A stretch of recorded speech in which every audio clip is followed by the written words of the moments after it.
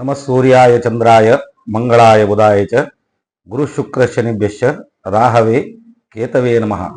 ಬ್ರಹ್ಮ ಮುರಾರಿ ಶ್ರೀಪುರಾಂತಕಾರಿ ಭಾನುಷ್ಯಶಿ ಭೂಮಿ ಸುತೋಪದಶ್ಚ ಗುರುಶ್ಚ ಶುಕ್ರಶ್ಚ ನಿರಾಹಕೇತವಃ ಕುರುವಂತು ಸರ್ವೇ ಮಮ ಸುಪ್ರಭಾತಂ.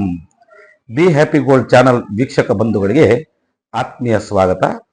ಇವತ್ತು 12 ರಾಶಿಯ ಫಲ ಹೇಳೋದಕ್ಕಿಂತ ಮುಂಚಿತವಾಗಿ ಒಂದು ವಿಶೇಷವಾಗಿರುವಂತಹ ಮಾಹಿತಿಯನ್ನು ಕೊಡಲಿಕ್ಕೆ ನಾನು ಇಚ್ಛಿಸುತ್ತೇನೆ. ನಾನು ನಿಮ್ಮ ಆತ್ಮೀಯ ವೇದಮೂರ್ತಿ ವಿನಾಯಕ್ ಭಟ್ ನಿಮ್ಮೊಂದಿಗೆ 12 ರಾಶಿಗಳ ಶುಭಾಶುಭ ಫಲಗಳನ್ನು ಹಂಚಕ್ಕೆ ಇವತ್ತಿನ ದಿವಸ ನಾನು ನಿಮ್ಮ ಎದುರುಗಡೆ ಬಂದಿದ್ದೇನೆ. ಈ ಸಲ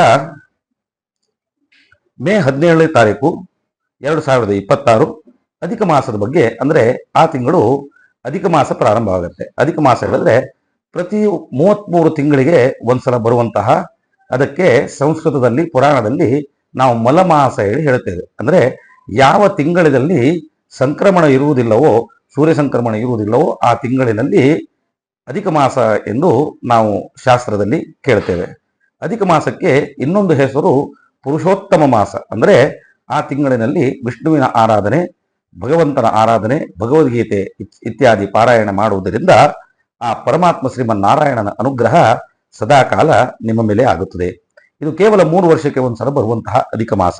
ಮೇ ತಿಂಗಳ 17ರಿಂದ ಭಾನುವಾರ ಜೂನ್ 15, 2026 ಸೋಮವಾರದವರೆಗೆ ಇರುವಂತಹ ಈ ಅಧಿಕ ಮಾಸದಲ್ಲಿ ಯಾವುದೇ ರೀತಿಯಲ್ಲಿ ಶುಭ ಕಾರ್ಯಗಳು ನಡೆಯುವುದಿಲ್ಲ.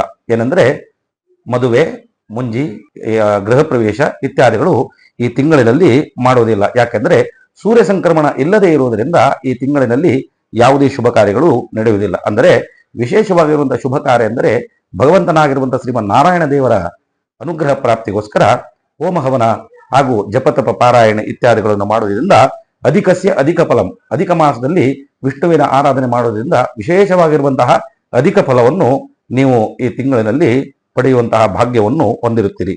ಅಧಿಕ ಮಾಸದ ಬೆಳಿಗ್ಗೆ ಅಂದರೆ ಸೂರ್ಯೋದಯದ ಮುಂಚಿತವಾಗಿ ನೀವೆದ್ದು ನಿಮ್ಮ ಸ್ನಾನ ಜಪಾದಿ ಪೂಜಾದಿಗಳನ್ನು ನೀವು ಮುಗಿಸಿ ದೇವಸ್ಥಾನಕ್ಕೆ ಹೋಗಿ, ನಡೆದುಕೊಂಡು ದೇವಸ್ಥಾನಕ್ಕೆ ಹೋದರೆ ಆರೋಗ್ಯಕ್ಕೂ ಒಳ್ಳೆಯದು.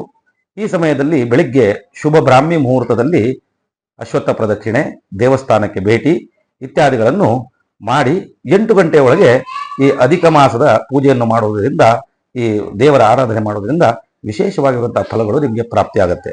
ಸಾಯಂಕಾಲದಲ್ಲಿ ಗೋಧೂಳಿ ಲಗ್ನ ಅಂದರೆ 6ರಿಂದ 7 ಗಂಟೆ ಒಳಗೆ ದೇವಸ್ಥಾನಕ್ಕೆ, ಅಂದರೆ ಮಹಾವಿಷ್ಣುವಿನ ದೇವಸ್ಥಾನ, ಶ್ರೀರಾಮಚಂದ್ರ ಸ್ವಾಮಿಯ ದೇವಸ್ಥಾನ ಇತ್ಯಾದಿ ಮಹಾವಿಷ್ಣುವಿನ ದೇವಸ್ಥಾನಕ್ಕೆ ಹೋಗುವುದರಿಂದ, ವೆಂಕಟರಮಣ ಸ್ವಾಮಿ ಇತ್ಯಾದಿ ದೇವರ ಆರಾಧನೆ ಮಾಡೋದ್ರಿಂದ ಈ ತಿಂಗಳಿನಲ್ಲಿ ನಿಮಗೆ ವಿಶೇಷವಾಗಿರುವಂತಹ ಫಲಗಳು ನಿಮಗೆ ಪ್ರಾಪ್ತಿಯಾಗುತ್ತದೆ. ಈ ತಿಂಗಳಿನಲ್ಲಿ ಮಾಡಬೇಕಾದಂತಹ ಕಾರ್ಯಗಳು ಏನು ಹೇಳಿದ್ರೆ, ಸತ್ಯನಾರಾಯಣ ಸ್ವಾಮಿಯ ಪೂಜೆ, ವೆಂಕಟೇಶ್ವರ ಕಲ್ಯಾಣ, ಪೌಮಾನ ಹೋಮ ಇತ್ಯಾದಿಗಳನ್ನು ಮಾಡುವುದರಿಂದ ಅಧಿಕಸ್ಯ ಅಧಿಕ ಫಲಂ.